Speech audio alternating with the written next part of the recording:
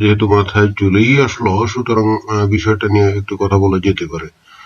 দেখুন, আমরা কিন্তু এটা সবাই জানি, এটার জন্য নিশ্চয়ই কোনো রেফারেন্সও দরকার নাই, যে কোরআনে বারবার বলেছে, অন্তত বেশ কয়েকবার বলেছে, এবং আমরা হাদিসেও দেখেছি যে দিন দুনিয়া সৃষ্টির আগে আল্লাহ সব কিছু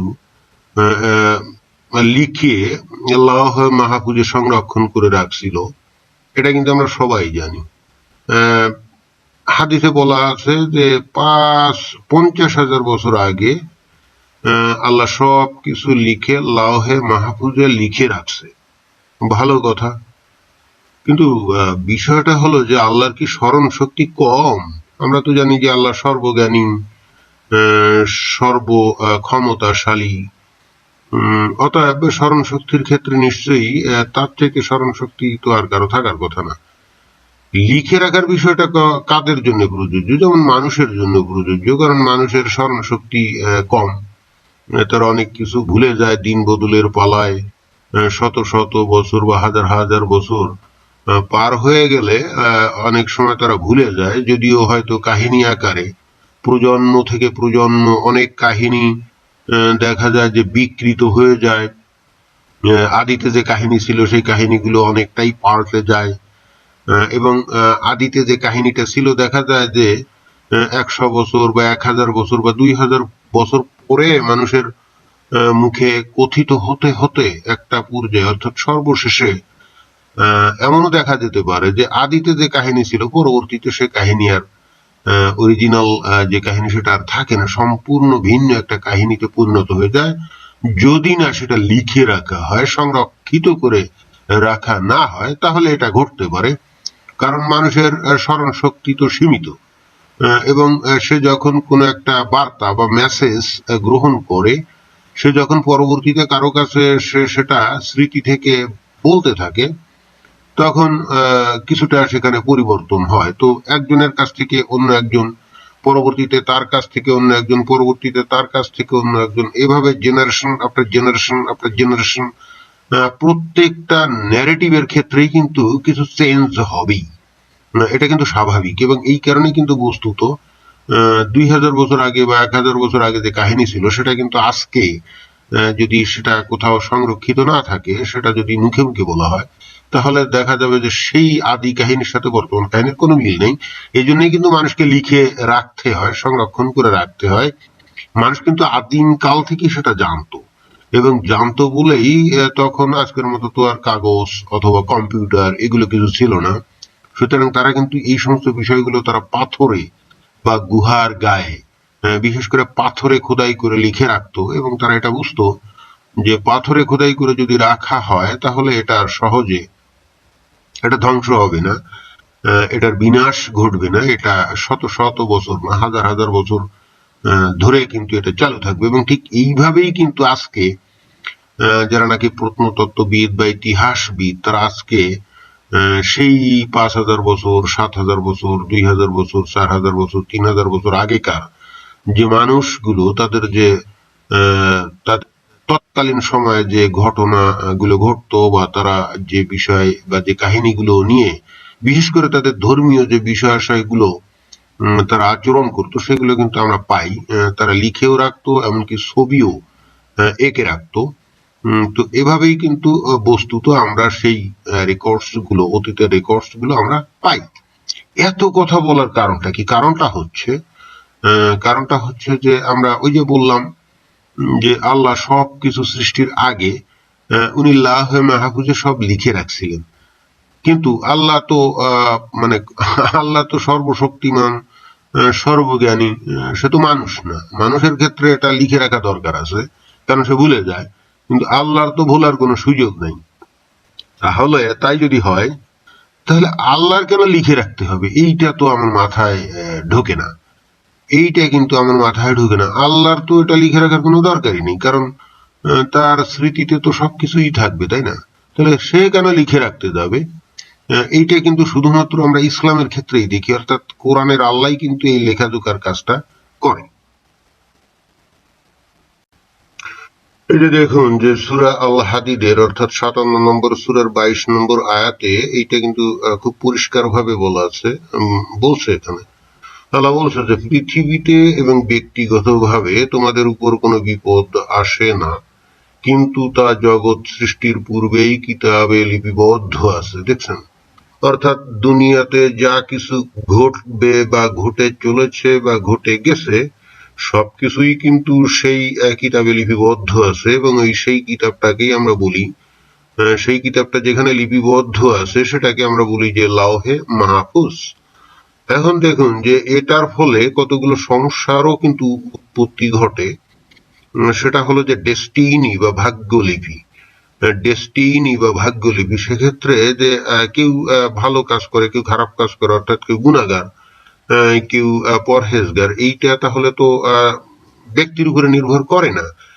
এটা কিন্তু লজিক্যালি একটা বিরাট সমস্যাও সৃষ্টি করে, এথিক্যালিও কিন্তু বিরাট সমস্যাও সৃষ্টি করে। কারণ যারা নাকি অমুসলিম, যারা নাকি ইহুদি নাসারা কাফের, যারা নাকি ইসলাম বিদ্বেষী, যারা নাকি উগ্র নাস্তিক বা তথাকথিত মুক্তমনা, তাহলে এদেরকে কিন্তু কোনোভাবেই দোষ দেওয়া যায় না।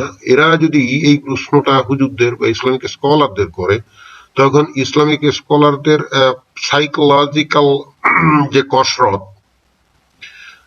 অথবা মেন্টাল জিমন্যাস্টিক্স যেটা আমরা বলি, বা তেনা পেছানো সোজা বাংলায়, এই ছাড়া কিন্তু তাদের আর কিন্তু করণীয় কিছুই করণীয় থাকে না।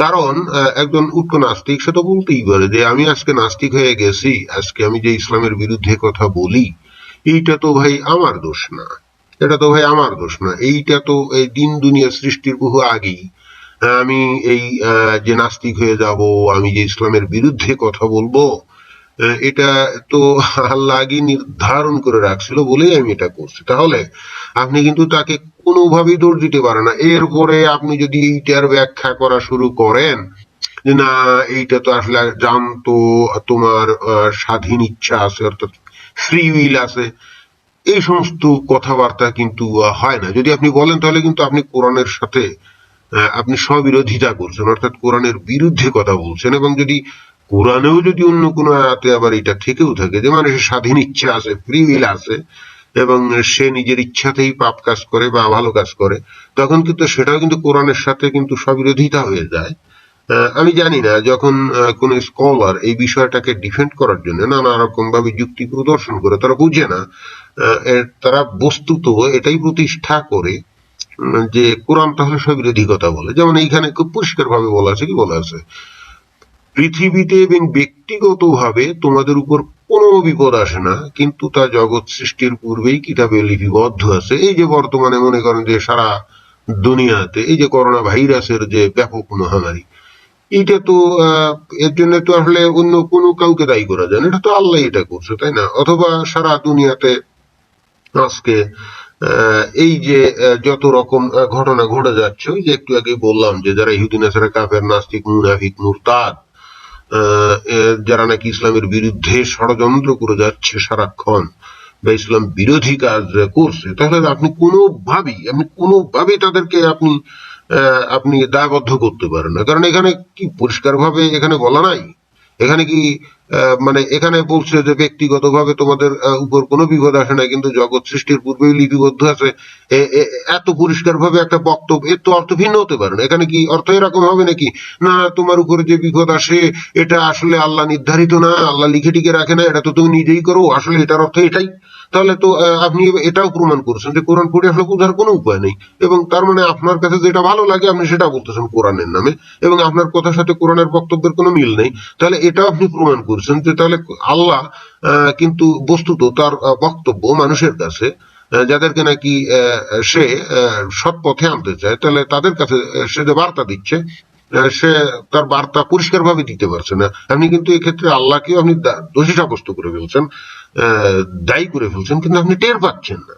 আপনি আসলে আপনার বিষয়টাকে প্রতিষ্ঠিত করার জন্য আপনি কতগুলো এখানে ভুল কাজ করছেন। নাম্বার ওয়ান, আপনি যদি অন্য কোনো আয়াত থেকে বা অন্য কোনো ব্যাখ্যা থেকে আপনি বলেন যে ফ্রি উইল আছে মানুষের, তাহলে আপনি কিন্তু এটাই প্রমাণ করলেন যে কোরআন তাহলে স্ববিরোধী কথা বলে। এক, ধরা যাক আপনি এটা না বলে আপনি অন্যভাবে এটার অর্থ করার চেষ্টা করলেন, যে এখানে বলছে ব্যক্তিগতভাবে তোমার উপর কোনো বিপদ আসে না, কিন্তু জগৎ সৃষ্টির পূর্বেই কিতাবে লিপিবদ্ধ আছে। এটা দিয়ে আপনি এটাই বুঝালেন যে না, মানুষের স্বাধীন ইচ্ছা আছে, সে যেমন ইচ্ছা খুশি কাজ করতে পারে এবং এই জন্যই সে ভালো কাজও করে খারাপ কাজও করে, এটা তার ইচ্ছা। তো তাই যদি আপনি বলেন তাহলে কিন্তু এখানে লেখা একরকম, আপনি বুঝাচ্ছেন অন্যরকম, তাহলে কিন্তু এটা প্রমাণিত করতেছেন। মানে 2 নম্বরে যেটা আমি বলছি যে পয়েন্টটা, সেটা হলো যে আল্লাহ তার বক্তব্য পরিষ্কার ভাবে মানুষের কাছে পৌঁছাতে পারে না, তাই না? সুতরাং সেক্ষেত্রেও মানুষ কিন্তু বিভ্রান্তির মধ্যে পড়ে যাচ্ছে। সুতরাং আমি খুবই খুবই দুশ্চিন্তার মধ্যে আছি যে আল্লাহর কেন খামোখা এই যে লিপিবদ্ধ করে রাখতে হবে, কারণ তার তো স্মরণ শক্তি অসীম স্মরণ শক্তি, তাই না? দেখুন যে আব্রাহামিক রিলিজিয়নের ধারায় যদি আমরা সেই ইহুদি ধর্ম বা খ্রিস্টান ধর্মের দিকে যাই, বা অন্য যে কোনো ধর্মের কিস্সা কাহিনীর মধ্যে আমরা যদি যাই, আমরা কিন্তু কোথাও আমরা দেখি না যে বাইবেলের ঈশ্বর অর্থাৎ তৌরাত বা ইঞ্জিলের ঈশ্বর সে তার কাহিনীগুলো লিখে রাখছে কোথাও না। এটা আসলে তার এরকম ধরনের কোন স্টেটমেন্ট থাকার কথাও না। কেন কথা না? কারণ এই ধরনের স্টেটমেন্ট দেওয়া মানেই আপনি কিন্তু প্রমাণ করে দিচ্ছেন যে সৃষ্টিকর্তা তাহলে স্মরণ শক্তি কম কম বলেই সে লিখে রাখে, যাতে করে ভুলে গেলে সেখান থেকে সে আবার পড়ে পড়ে সঠিক ভাবে বলতে পারে। বিষয়টা তাই দাঁড়ায় না। আপনি এই স্টেটমেন্টটা দিলেই কিন্তু আপনি আল্লাহকে, যাকে আপনি মনে করেন যে সর্বশক্তিমান সর্বজ্ঞানী জ্ঞানী, আপনি কিন্তু তার এই সর্বজ্ঞানিতার যে ক্ষমতা, এটাকে আপনি কিন্তু খাটো করে ফেলেন। কিন্তু আপনি বুঝতেছেন না, কারণ আপনি এটা নিয়ে তো চিন্তাই করেন না। আপনার চিন্তা করার ফুরসত নাই। কেউ যদি আপনাকে এটা নিয়ে চিন্তা করতে বলে বা এই পয়েন্টটা আউট করে, আপনি খেপে যান। আপনি বলেন যে থাক থাক থাক, এটা নিয়ে কথা বলা যাবে না, এটা নিয়ে কথা বললে ইমান দুর্বল হয়ে যাবে। ভাই, এভাবে তো জগৎ চলে না। মানুষ তো মূর্খ না, মানুষের মধ্যে জ্ঞান আছে, বিদ্যা আছে, বুদ্ধি আছে, তার মাথায় ব্রেন আছে, লজিক্যাল মাইন্ড আছে। আল্লাহ তো সেগুলো দিয়েছে নাকি? আল্লাহ যদি ব্রেন দিয়ে থাকে, তাহলে আল্লাহ পরে বলে কি করে যে তুমি ব্রেন ব্যবহার করবে না? আমি তো ব্রেনকে ব্যবহার করবো, এবং ব্যবহার করি আসলে তার বৈশিষ্ট্য, তার স্বরূপ, তার গুণাবলী, তার তার তার যে মানে বিশেষ তার যে স্বরূপ, সেটাই তো আবিষ্কার করার চেষ্টা করবে মানুষ। এখন আপনি যদি বলেন না তুমি ব্রেনকে ব্যবহার করো না, তুমি লজিক ইউজ করো না, যা বলা আছে ওইটাকে সত্য হিসেবে মেনে নিয়ে তারপরে কি করতে হবে, ওই বক্তব্য ওখানে ঠিকই আছে, কিন্তু আসলে ওটার অর্থ ওখানে যা বলা আছে সেটা না, অন্যরকম। এটা তো ভাই আপনি আপনি আল্লাহর সাথে আপনি ফাজলামি শুরু করলেন। কারণ আল্লাহ বলছে ডাইনে যেতে, আপনি বলতেছেন না ওরা তো বাইরে যেতে। তার মানে আপনি এখানে কিন্তু নাম্বার ওয়ান, আল্লাহ যে স্ববিরোধী কথাবার্তা বলে বা আল্লাহ যে প্রকৃত পক্ষে তার বার্তা মানুষের কাছে পরিষ্কারভাবে বুঝাতে পারে না, এটা আপনি বললেন, কিন্তু আপনি টের পাচ্ছেন না। এবং ফাইনালি যে কাজটা আপনি করলেন সেটা হলো আপনি আল্লাহ সাথে বেশি বোঝেন, এটাই কিন্তু প্রমাণ করলেন, তাই না? যাই হোক, এইটাই বলার জন্য আসছিলাম। ধন্যবাদ সবাই। এবং এই যে আয়াত, এই যে সূরা হাদীদের এই যে 22 নম্বর আয়াত, এইটাকে আপনি যদি বলেন এটার অনুবাদ ভুল আছে, ভাই তাহলে আপনি কিন্তু আবারও প্রমাণ করলেন যে দুনিয়ার সবচেয়ে বড় বড় যে সমস্ত ইসলামী স্কলাররা আছে, তাহলে তারা আরবি টারবি কিছুই জানে না এবং কোরআন সঠিকভাবে অনুবাদ করেনি। এবং মজার ব্যাপার হচ্ছে, কেউ যখন এই প্রশ্নটা আপনার সঙ্গে তুলে ধরে, তখন আপনি বলেন যে এটা অনুবাদের ভুল আছে। ভালো কথা, তাই যদি হয় তাহলে আপনারা সেই অনুবাদকের বিরুদ্ধে তো কোনো কথা বলেন না। যখন আপনার সামনে কেউ তুলে ধরে, তখন বলেন যে এইটা অনুবাদকের ভুল আছে। এর আগ পর্যন্ত আপনার কিন্তু কানে ঢোকে না। এক নাম্বার 2, আর একটা বিষয় আছে, সেটা হলো যে এইবার আপনি এটা কোনো জিহাদের আয়াত না, এটা কোনো মানে যুদ্ধের কোনো বিষয় না, আক্রমণাত্মক আক্রমণ বা আত্মরক্ষামূলক আক্রমণের বিষয়টা প্রমাণের কোনো এখানে সুযোগ নেই। সুতরাং আগের আয়াত, পরের আয়াত, প্রেক্ষাপট, এই সমস্ত কথাবার্তা কিন্তু এখানে চলবে না। কারণ হচ্ছে এখানে প্রেক্ষাপটটা যাই থাক, আগের আয়াতে যাই বলুক, পরের আয়াতে যাই বলুক, এখানে কিন্তু এটা একটা চিরন্তন বাক্য। অর্থাৎ এখানে ওই আগের আয়াত বা পরের আয়াতে কি বলছে তার উপরে, অথবা কোন প্রেক্ষাপটে আল্লাহ কথা বলছে তার উপরে কিন্তু এই আয়াতের যে বক্তব্য, তার অর্থের কোনো তারতম্য ঘটবে না। কারণ এটা হলো একটা চিরন্তন বাক্য। কিরকম? অনেকে বলবে যে এটা আবার আপনি কি বলেন যে দেখুন যে সদা সত্য কথা বলিবে, এটা একটা চিরন্তন বাক্য। সদা সত্য কথা বলিবে, এটা একটা চিরন্তন বাক্য। অথবা সব সময় সর্বদা সত্য কথা বলিও, এটা একটা চিরন্তন বাক্য। তো এইটার অর্থ কিন্তু প্রেক্ষাপট অনুযায়ী পরিবর্তন হবে না। অথবা মনে করেন যে বলা হলো যে চুরি করা খারাপ, চুরি করা খারাপ বা চুরি করা একটা পাপের কাজ, এটা একটা চিরন্তন বাক্য। এখন এই বাক্যটা আপনি কোন প্রেক্ষাপটে বললেন বা তার আগে কি বলছিলেন বা তার পরে কি বলছিলেন, এর উপরে কিন্তু এই বাক্যের অর্থ মানে নির্ভর করবে না বা অর্থ পাল্টাবে না। এখানে সূরা হাদীদের 22 নম্বর আয়াতেও কিন্তু ওইরকম একটা বাক্য যে বলছে যে পৃথিবীতে এবং ব্যক্তিগতভাবে তোমাদের উপর কোনো বিপদ আসে না, কিন্তু তা জগৎ সৃষ্টির পূর্বেই কিতাবে লিপিবদ্ধ আছে।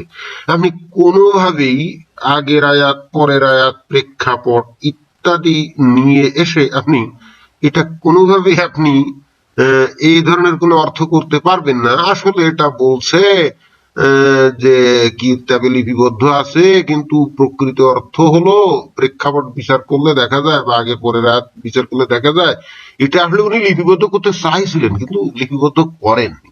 আপনি কি পাবেন এই ধরনের অর্থ করতে? অথবা অথবা আপনি কি এইটা দিয়ে আপনি কি এই ধরনের অর্থ আপনি করতে পারবেন যে আসলে হচ্ছে কি উনি ওই জায়গায় লিপিবদ্ধ করে রাখছেন, এটার অর্থ হলো আসলে এরকম না। অর্থটা হলো যে দুনিয়াতে যা কিছু ঘটে উনি সবকিছু ওনার জানা, ওনার নখদর্পণে উনি দেখছেন, পর্যবেক্ষণ করছেন। আপনি কি এই ধরনের অর্থ করতে পারবেন? না, আপনি এই ধরনের অর্থ করতে পারবেন না। দেখুন, এক জায়গায় বসে সবকিছু অবলোকন করা একটা বিষয়, আর সবকিছু ঘটনা এক জায়গায় লিখে সংরক্ষণ করা কমপ্লিটলি দুইটা ভিন্ন জিনিস। আপনি এই ধরনের অর্থ করতে পারবেন না। অর্থাৎ আগের আয়াত, পরের আয়াত, প্রেক্ষাপট ইত্যাদি এই ধরনের মেন্টাল জিমন্যাস্টিক্সও কিন্তু এখানে চলবে না। সুতরাং এটা আসলেই আমাদের খুবই একটা জটিল পরিস্থিতিতে ফেলে দিচ্ছে। আমরা আসলে বুঝতে পারছি না যে বিষয়টা কি।